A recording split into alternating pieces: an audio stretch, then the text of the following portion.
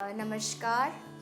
आज lady Hardinge प्रसूति और स्त्री विभाग से मैं doctor Sharda Patra, director professor, आज आप सब महिलाओं से कुछ ऐसी बातें करने जा रही हूँ जिसका मुझे पूरा भरोसा है कि आधे से ज़्यादा महिलाओं को इन जो महिलाओं में होने वाली इन प्रॉब्लम्स के बारे में नहीं पता है।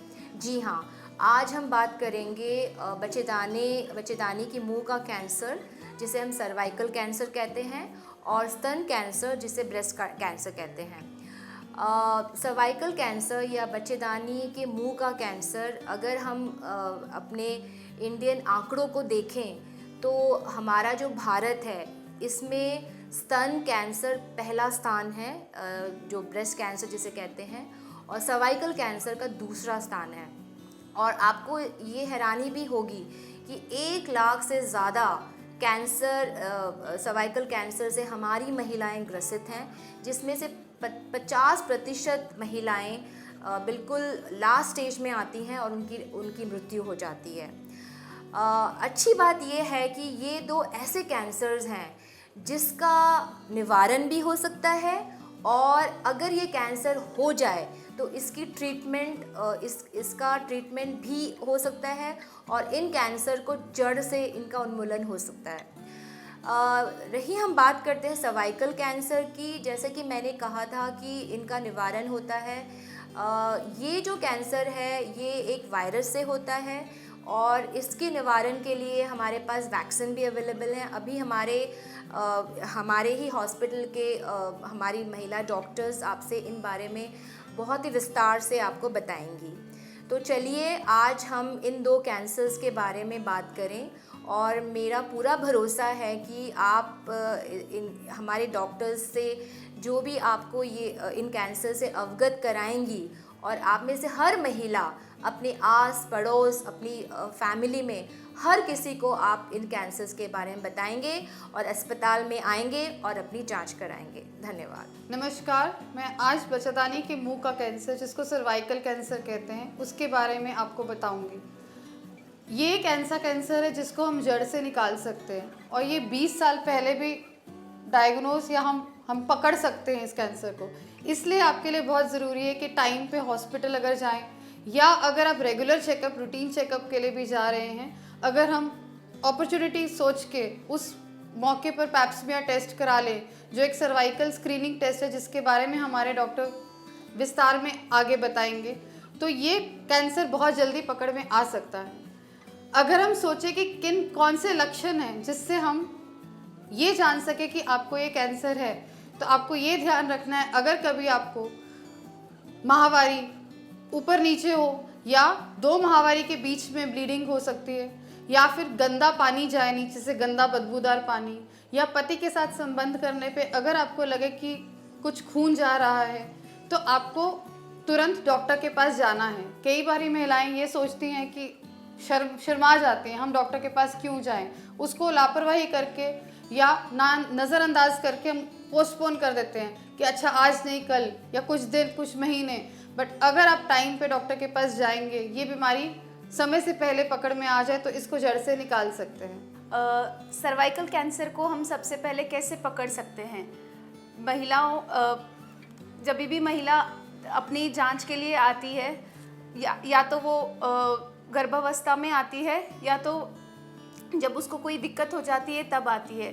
बल्कि सर्वाइकल कैंसर ऐसी चीज़ है जिसको पहले कोई लक्षण नहीं होते, बाद में धीरे धीरे करके लक्षण आने लगते हैं जैसे जैसे उम्र बढ़ती जाती है। तो पहले तो ये कैंसर किस चीज़ की वजह से होता है?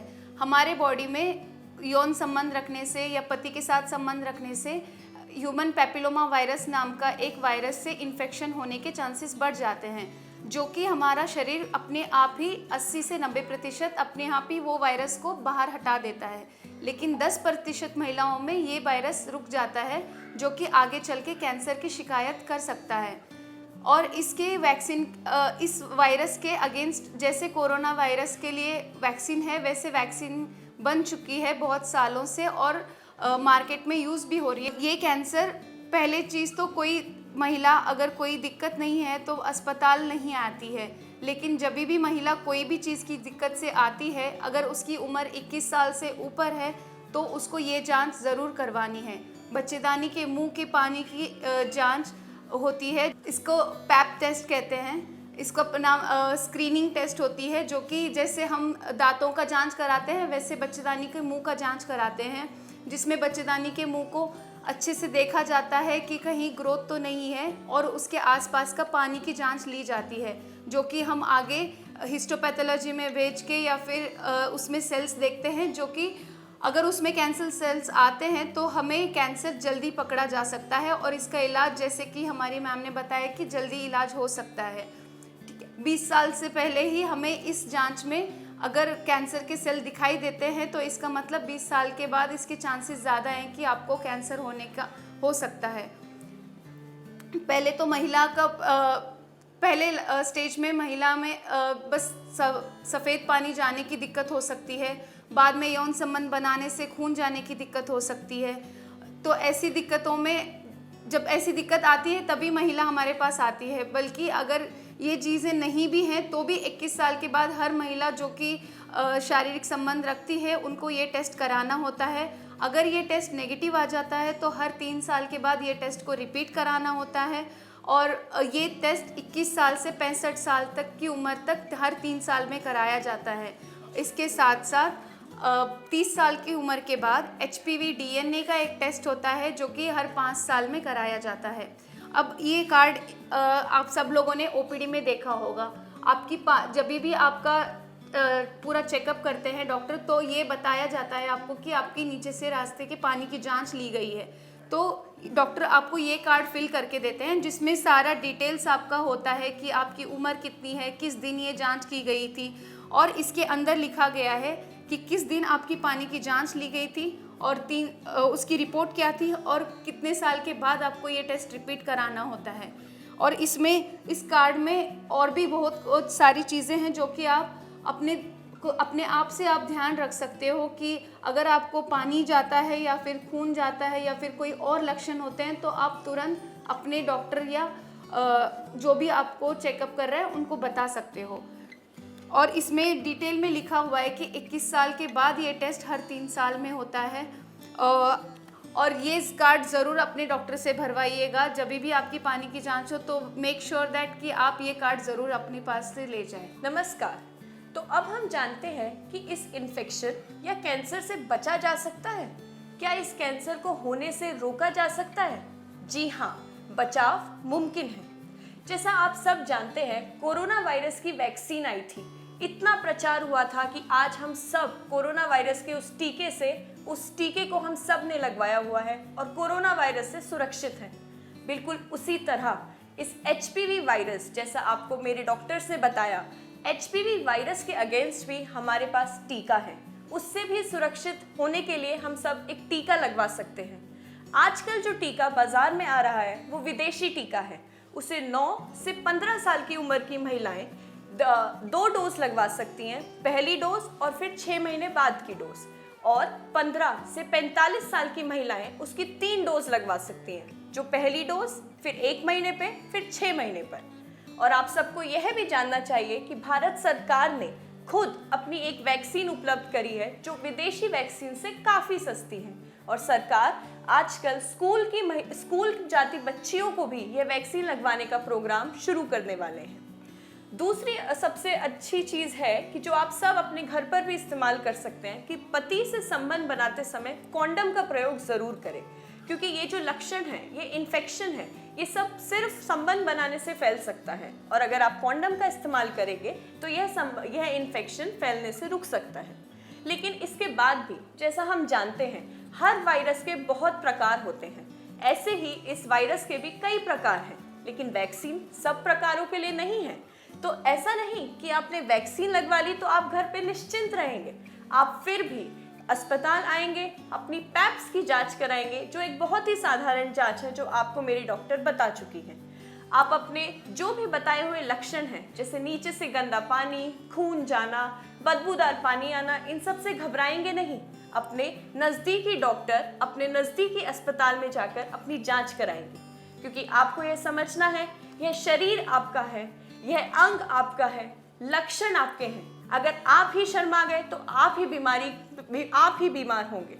तो हम सबको हमारी ख्याल रखना है और हम सबको देखभाल रखनी है और इन लक्षणों को होते ही अस्पताल में जाके जांच करानी है। नमस्कार, मैं डॉक्टर कुसुम मीना हूँ। मैं प्रोफेसर हूँ डिपार्टमेंट ऑफ सर्जरी में लेडी हार्डिंग मेडिकल कॉलेज और सुचेता कृपलानी हॉस्पिटल में। आज मैं आपको स्तन कैंसर के बारे में कुछ जानकारी देना चाहूँगी। वैसे तो स्तन कैंसर के बारे में अब जनता में बहुत जागरूकता आई है, पर फिर भी हम अस्पताल में देख रहे हैं कि बहुत सारी महिलाएं हैं जो कि काफ़ी लेट स्टेज में प्रेजेंट करती हैं। हमारा उद्देश्य है कि हम ये मैसेज उन सभी महिलाओं तक पहुंचाएं कि ब्रेस्ट कैंसर माना ये अभी विश्व में ऐसा कैंसर हो गया है जो कि महिलाओं में सबसे ज़्यादा होने वाला कैंसर है और इससे सबसे ज़्यादा मृत्यु भी हो रही है। पर इसके साथ खास बात ये है कि अगर हम थोड़ी सी सावधानी रखें और समय पे इलाज लें तो इस बीमारी से बचा जा सकता है और कोई भी महिला अपनी नॉर्मल लाइफ जी सकती है। स्तन कैंसर ऐसा कैंसर है जहाँ पे कि आप देख सकते हो, अपने हाथों से फील कर सकते हो, देख सकते हो और जैसे ही कोई भी एबनॉर्मल सिम्टम हो आप डॉक्टर से आके कांटेक्ट कर सकते हैं। तो आज इसी के बारे में मैं आपको कुछ जानकारी देना चाहूँगी कि कैसे, कब और हमें ये स्तन परीक्षण घर पे स्वयं से करना है। इस स्तन परीक्षण के लिए आपको करना ये है, और स्तन परीक्षण कोई भी कर सकता है, 20 साल से लेके और उससे ऊपर की महिलाएं जो भी हैं और जिनके परिवार में स्तन कैंसर से रिलेटेड अगर कोई हिस्ट्री रही है तो वो और भी ज़्यादा सावधानी से इस चीज़ को देखें, क्योंकि 5 से 10% ऐसे केस हो सकते हैं जिनके परिवार में किसी सदस्य को ब्रेस्ट कैंसर रहा है और फिर उनमें हो रहा है। बाकी कारण जो हैं वो अलग हैं, पर उनको भी लाइफस्टाइल मॉडिफिकेशन से और समय पे सावधानी रख के जागरूकता से रोका जा सकता है। तो स्तन परीक्षण के लिए क्या करना है, इसमें हमें देखना है कि जो महिलाएं जिनके पीरियड्स अभी चल रहे हैं और जो महिलाएं जो मीनोपॉज अचीव कर चुकी हैं उनके लिए थोड़ा सा समय में डिफरेंस है। पहले हम बात करेंगे जिन महिलाओं का अभी मीनोपॉज नहीं हुआ है, उन महिलाओं को सही समय है कि उनका पीरियड जब शुरू हो रहा है उससे चौथे 5वें दिन में ये परीक्षण कर सकती हैं। और जिन महिलाओं का मीनोपॉज हो चुका है वो महिलाएं महीने के किसी भी दिन इस परीक्षण को कर सकती हैं। करना यह है कि आपको अपने कपड़े उतार के नहाते समय जब जाएं तो मिरर में देखें। मिरर में पहले आपको अपने दोनों ब्रेस्ट को देखना है, फिर हाथ उठा के बाजू के एरिया को देखना है। और क्या क्या देखना है, आपको देखना है क्या स्तन के आकार में कोई बदलाव है, ऊपर की चमड़ी में कोई परिवर्तन है, निप्पल के आकार में कोई परिवर्तन है या निप्पल सिकुड़ रहा है, निप्पल से कोई भी ब्लड डिस्चार्ज हो रहा है। ऐसी कोई भी चीज़ अगर आप नोटिस करते हैं तो आपको तुरंत डॉक्टर से संपर्क करना चाहिए। इसके बाद आपको अपने हाथ से, अगर आप बायां स्तन आपको एग्जामिन करना है तो आपको अपना दायां हाथ यूज़ करना होगा और दाएं हाथ की ये 3 उंगलियां, इनकी जो पूरी सरफेस होगी उससे आपको फील करना है कि आपके स्तन में किसी तरह का कोई बदलाव तो नहीं है। और फिर आपको स्तन का कोई भी एरिया छोड़ना नहीं है और निप्पल वाला एरिया जो है उस पर तो खास ध्यान देना है और इवन जो बाजू का एरिया है वहाँ तक भी पहुँचना है। किसी भी तरह की कोई भी गांठ, सूजन अगर आपको ऐसी महसूस होती है तो आपको डॉक्टर को संपर्क करना है। और सबसे अंत में निप्पल एरिया को ना भूलें और निप्पल को हल्का सा दबाकर भी देखें कि क्या उससे कोई पानी या ब्लड ऐसा निकल तो नहीं रहा है। अगर ये सारी सावधानियां हम रखते हैं और समय पर डॉक्टर से संपर्क करते हैं तो कीमोथेरेपी, सर्जरी, हार्मोनल थेरेपी और रेडियोथेरेपी के कॉम्बिनेशन से इस बीमारी को हम हरा सकते हैं। धन्यवाद।